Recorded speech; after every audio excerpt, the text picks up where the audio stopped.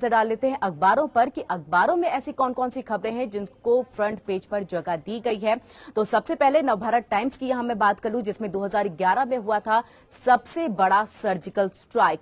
Operation ginger 2 के बदले यहां पर 3 सिर लेकर के लाया गया था, यानी कि 3 का सर यहां पर कलम किया गया था। इसके साथ ही आपको मैं बता दूं कि पाकिस्तान के कब्जे वाले कश्मीर में इससे पहले भी सर्जिकल स्ट्राइक को अंजाम दिया जा चुका है और उस वक्त में 3 के सिर कलम किए गए थे। वहीं दूसरी बड़ी खबर के तौर पर अखिलेश संग मंच पर दिखे सपा से आउट नेता, तो ये भी एक बड़ी खबर के तौर पर है जिसे नवभारत टाइम्स ने अपने फ्रंट पेज पर जगह दी है। आपको बता दें कि जैसे ही शिवपाल यादव प्रदेश अध्यक्ष बने हैं, उन्होंने अपनी एक टीम बनाई और टीम में अखिलेश यादव के जितने करीबी थे उन्हें बाहर कर दिया है। तो ये दूसरी बड़ी खबर के तौर पर यहां पर लिया गया है। अब सीधे दूसरी अखबार का यहां मैं रुख कर लूं तो बात जनसत्ता की करती हूं, जहां पर कार्गो टर्मिनल पर रेडियो धर्मी रिसाव से हड़कंप मचा है और कल इसको लेकर के एनडीआरएफ की टीमें जो है वो भी वहां पर पहुंची थी, तो रिसाव से किसी खतरे की आशंका को खारिज किया गया है। तो कार्गो टर्मिनल पर रेडियो धर्मी रिसाव से हड़कंप, एनडीआरएफ की टीमें वहां पर मौजूद और उसके बाद पूरी स्थिति को संभालने का काम किया गया। तो जनसत्ता ने इसे एक बड़ी खबर के तौर पर अपने फ्रंट पेज पर जगह दी है और इसके लिए दूसरी बड़ी खबर के तौर पर अगर मैं देखूं तो विजयदशमी जो है इस बार देश के लिए बहुत ही खास होने वाला है, जिसमें प्रधानमंत्री नरेंद्र मोदी ने ये बात कही है कि जाहिर तौर पर नियंत्रण रेखा के पार आतंकी ठिकानों पर सेना के लक्षित हमलों की ओर इशारा करते हुए रविवार को कहा गया कि ये साल जो है विजयदशमी देश के लिए बहुत खास है। सर्जिकल स्ट्राइक किया गया है, उसके बाद से देश में काफी ज्यादा खुशी की लहर है कि पाकिस्तान को आखिरकार सबक सिखाया गया है। अब तीसरी बड़ी खबर की तरफ अगर मैं रुख करना चाहूं और तो इसके लिए दूसरे अखबार की तरफ बढ़ती हूं और दूसरा अखबार दैनिक जागरण, जिसमें कश्मीर पर पाक ने मुंह की खाई है, ये एक बड़ी खबर के तौर पर यहां पर लिया गया है। तो दुनिया के किसी देश ने नहीं किया समर्थन, खाली हाथ लौटे विशेष दूत। तो नवाज शरीफ अलग थलग पड़ते हुए नजर आ रहे हैं। इसको लेकर के वो मिलने के लिए पहुंचे थे अंतर्राष्ट्रीय मंच पर, लेकिन वहां से खाली हाथ बैरंग वो वापस लौट करके आ गए हैं। तो लश्कर के 20 आतंकी मरे थे सर्जिकल स्ट्राइक में, उसके बाद से ही रूस और तमाम देशों ने भारत का समर्थन किया था, लेकिन नवाज शरीफ उस वक्त भी अपनी शराफत दिखाते रहे, लेकिन उसके बावजूद समर्थन उन्हें अंतर्राष्ट्रीय मंच से नहीं मिला है। क्रिकेट की अगर यहां पर मैं बात करूं तो क्रिकेट के जितने भी फैंस हैं उनके लिए एक अच्छी खबर है और यहां पर है कि कोहली का धमाल, रहाणे का कमाल। तो कोहली ने यहां पर एक जो धमाल है वो करके दिखाया है, रहाणे का जो यहां पर कमाल है वो देखने को मिला है। और अब सीधे रुख यहां पर मैं इसका कर लेती हूं कि बड़ी और कौन कौन सी खबरें हैं वो हम आपको बता दें अखबार के बाद में। तो भारतीय सेना द्वारा नियंत्रण रेखा के पार आतंकी ठिकानों पर की गई सर्जिकल स्ट्राइक में पाकिस्तान आतंकी स्थित है और इसको लेकर के संगठन लश्कर-ए-तैयबा को भारी नुकसान पहुंचा है। खुफिया एजेंसियों द्वारा पकड़ी गई बातचीत संबंधित आकलन रिपोर्ट के मुताबिक लश्कर के लगभग 20 आतंकवादी मारे गए हैं। भारतीय सेना की फील्ड रिपोर्टिंग से खुलासा हुआ है कि सर्जिकल स्ट्राइक के बाद पाकिस्तानी सेना और आईएसआई ने कश्मीर घाटी में आतंकियों के फंड में बढ़ोतरी कर दी है। ऐसा इसलिए किया गया क्योंकि पीओके के दुधनियाला लॉन्च पैड पर सर्जिकल स्ट्राइक से लश्कर को भारी नुकसान हुआ है। हाल के घुसपैठों के दौरान 125 आतंकी मारे जा चुके हैं। खुफिया एजेंसी के मुताबिक हाल के दिनों में आतंकी पुलिस स्टेशन को निशाना बनाने और हथियार छीनने की घटनाओं को इसलिए अंजाम दे रहे थे ताकि वो ये साबित कर सके कि सेना की सर्जिकल स्ट्राइक के बाद भी कश्मीर में आतंकी गतिविधियां और आतंक बरकरार है।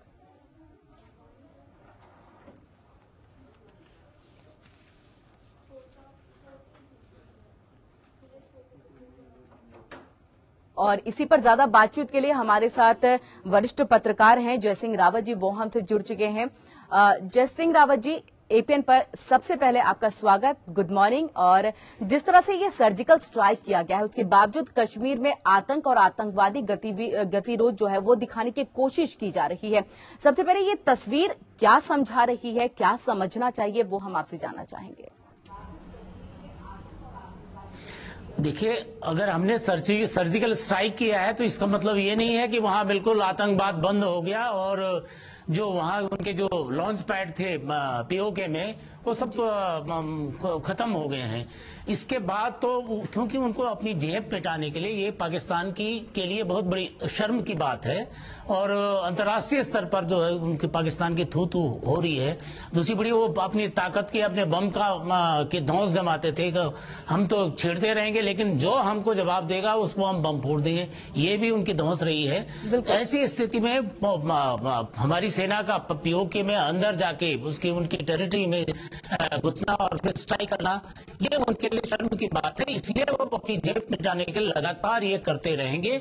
और वैसे भी देखिए ना, युद्ध में इस तरह से हथियारों के बल पर कोई किसी समस्या का समाधान नहीं हो सकता है। अगर पाकिस्तान को लगता है कि वो हथियारों के बल पर कश्मीर को छीन लेंगे तो वो उनकी गलतफहमी है। और अगर हम समझते हैं कि हम इनको डरा धमका के हमारी समस्या का समाधान हो जाएगा, ये भी पॉसिबल नहीं है। जो भी चीज होगी वो बातचीत से ही होगी, टेबल पर ही होगी जो भी बात होनी है। जी, जयसिंह रावत जी, समझना चाहेंगे यहाँ पर आपसे कि जिस तरह से लगा कि सर्जिकल स्ट्राइक के बाद कुछ हालात जो हैं वो सुधर सकते हैं, हालात सुधरने का मतलब रिश्ते बेहतर कर सकते हैं, नवाज शरीफ को शराफत यहाँ पर दिखाने का मौका मिलेगा। कोशिश वो शराफत दिखाने की कर रहे हैं, लेकिन भारत पर आरोप लगाते हुए जिस तरह से आतंकवादी हमला लगातार बढ़ रहा है। अगर हम सीजफायर उल्लंघन की बात करें तो देख रहे हैं जब से सर्जिकल स्ट्राइक हुआ है तब से 8 से 9 बार अभी तक सीजफायर का उल्लंघन किया जा चुका है। वैसे ही अगर पूरे देश की हम बात करें तो यहाँ पर हाई अलर्ट जो है वो जारी कर रखा गया है, ताकि कुछ भी यहाँ पर आतंकवादी हमला हो सकता है, इस तरह के संकेत भी मिल रहे हैं। इस तरह की आशंका जताते हुए इस तरह से एक एहतियात बढ़ता जा रहा है। आपसे यहां पर समझना चाहेंगे, क्या पाकिस्तान समझना नहीं चाहता? क्या अब अंतर्राष्ट्रीय मंच पर जिस तरह से अलग थलग किया जा रहा है उसके बावजूद पाकिस्तान नहीं समझ रहा है, तो अब क्या रास्ता बचता है? देखिए, पाकिस्तान को हमारे नेता वैसे भी कहते हैं ना, ये रोग स्टेट है। वो जैसे कोई पागल होता, इंसेन जो होता है, उससे आदमी बचने की कोशिश करता है, उसे छेड़ने की रहता है, उसे छेड़ा ना जाए। छेड़ेंगे तो कीचड़ जैसा ना, पत्थर मारेंगे तब मुंह में आ जाएगा। वही स्थिति, जैसे किसी पागल को छेड़ेंगे तो वो अटैक करेगा और दूसरी हरकतें करेगा। हिंदुस्तान उससे डरता नहीं है, लेकिन उसके पागलपन से उसकी हरकतों को देखकर ये है कि अपना किनारा कसी करता रहा है। लेकिन अगर हम ये सोचे कि हमने स्ट्राइक कर दिया अब बंद हो जाएगा, वो बंद नहीं होगा। हमें इसके लिए अपना अलर्ट रहना पड़ेगा। दूसरी बात यह है कि वो पाकिस्तान बिना बम के, बिना उसके अगर हिंदुस्तान की सेना को या हमारी टेरिटरी में घुस आएगा या ऐसे कर लेगा, ये वो कर नहीं सकता। भारत की सेना काफी शक्तिशाली सेना है। उसके लिए सॉफ्ट टारगेट जो होंगे, जो पहले से करते रहे हैं आतंकवादी, कभी बॉम्बे में घुस गए, कभी कहीं घुस गए, तो इस तरह से करते रहेंगे। आपने कल देखा होगा, आपकी खबरों में आज भी है, लखनऊ में भगदड़ हो गई है, बहुत बड़ी रैली हुई है, उसमें भगदड़ में 2-3 लोग मर गए। यहाँ साल भर इस तरह के मेले तो त्योहार आते रहते हैं।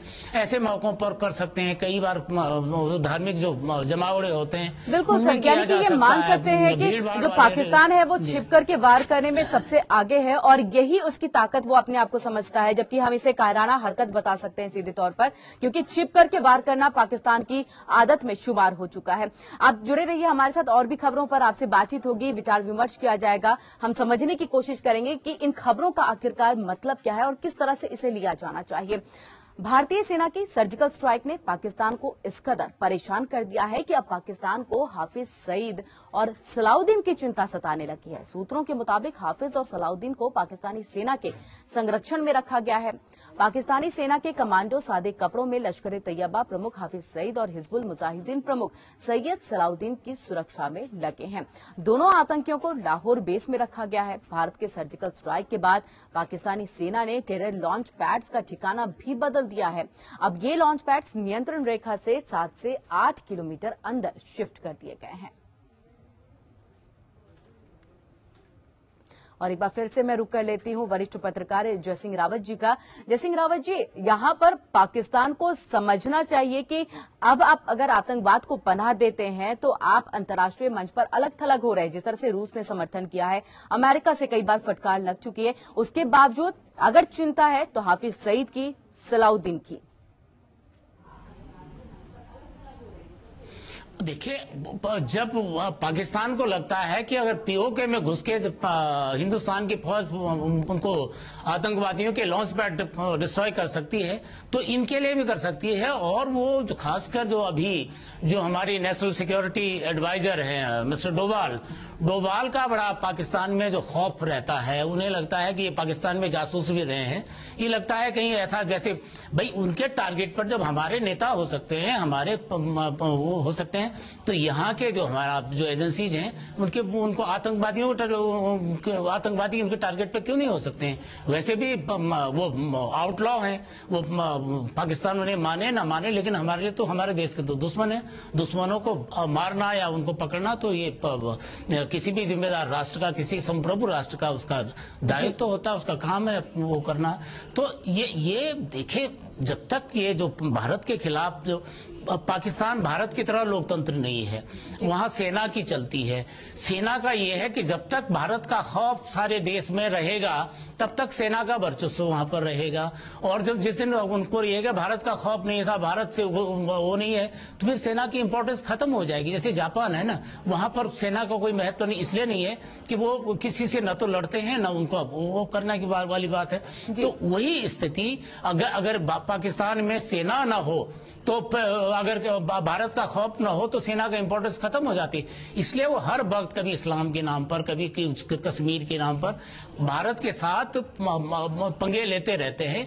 ये इनकी सेना का जो है ये आदत है पुरानी, वो लगातार अगर करते नहीं जब तक वहां लोकतंत्र। इसीलिए हमारा भारत चाहता, भारत के जो जिम्मेदार नेता है वो चाहते रहे हैं कि पाकिस्तान में लोकतंत्र की स्थापना हो। और मोदी जी ने भी कहा कि आप गरीबी से लड़ो, और चीजों से लड़ो, गुर्बत से लड़ो, बीमारियों से लड़ो। आप क्या कहते हैं, हमसे लड़के तुमको क्या मिले, लड़ोगे तो हारोगे।